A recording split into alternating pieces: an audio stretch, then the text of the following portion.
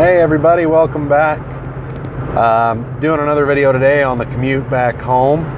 I got a question, in the comments on the last video I did yesterday from Ark Survivor, who was wanting to know about keeping quail in the garage. He lives in an HOA. My condolences, by the way. Hate HOAs.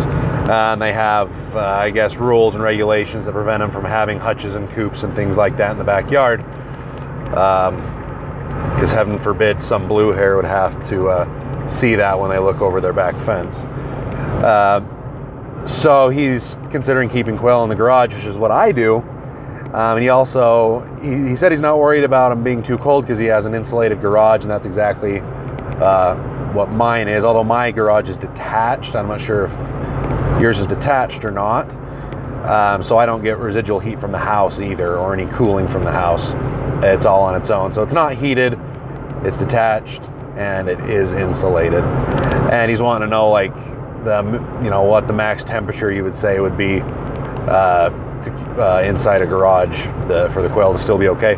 I don't ever have any problems with cold. I never have water freezing or even coming close to freezing, and it gets down to as low as 2 degrees in the wintertime in that particular area. So freezing's never a problem. Heat, Coturnix quail are actually originally a tropical bird from Japan, so they can handle quite a bit of heat. And I'll go in, and a lot of times they're really panting heavily, but I've never had any problems, even with it getting up into the high 90s. I just keep windows open, and sometimes I'll keep fans going on inside to let the air circulate. But I've never had birds really die from heat. And they'll do a lot of panting, but as long as they've got enough water, they should be fine. And he also specified that he was using wire bottom cages, which that actually means they'll get a more airflow through it, which that's actually a bit of a benefit. But I've never really considered the actual temperatures inside of the cages or inside of brooders. I just watch the birds and adjust as necessary. Keeping quail in a garage is actually a really good way to do it, especially because quail lend themselves really well to backyard production and urban production. And this is the case a lot of times, is you have HOAs or the city that come in and tell you can't do certain things, but if it's out of sight, it's out of mind. And inside the garage is out of sight and out of mind. It's a great place to raise birds. I will tell you though, something I learned this week from keeping birds in a brooder. It's gotten awfully warm and they move away from the heat lamp. And so I'll put water in. They'll have drinking most of their water by the time I get home. So I fill up their water, put it back. They go nuts drinking water, and they get soaking wet.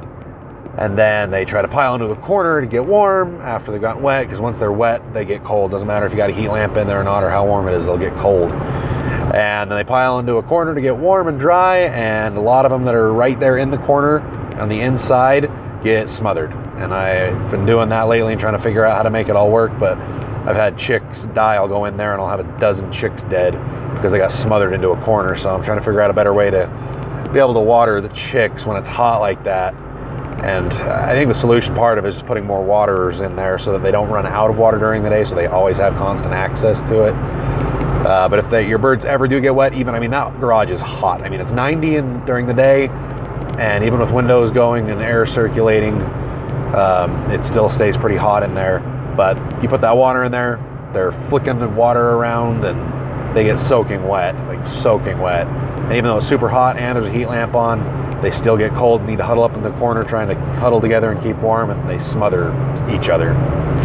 So that's something to be careful of and wary of. You wouldn't think they would get cold like that in a situation like that, but they can. But inside your garage can get pretty warm. So that's something to be mindful of. But like I say, they're tropical birds. I've never had one die of heat. I actually have some. I'm using my aquarium now in the garage as kind of a medical bay, just a recovery place. Some of my birds have bumblefoot right now, so I'm giving that to them as a place to recover, so they can have their feet on some nice soft shavings for a while they heal. And I come in and they've got water.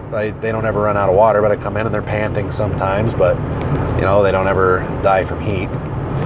So yeah, I don't know a particular temperature to tell you to be safe with.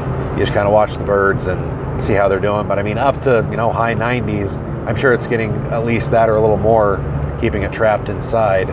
But they do okay, and haven't really had a bird die from heat. They can get a little uncomfortable, but I haven't hit any die from the heat. So hope that gives you some answers to your questions, Ark Survivor, and hope maybe the rest of you can learn a little bit from that. And that'll be all for this video. Until that next one, remember, you guys can do this too.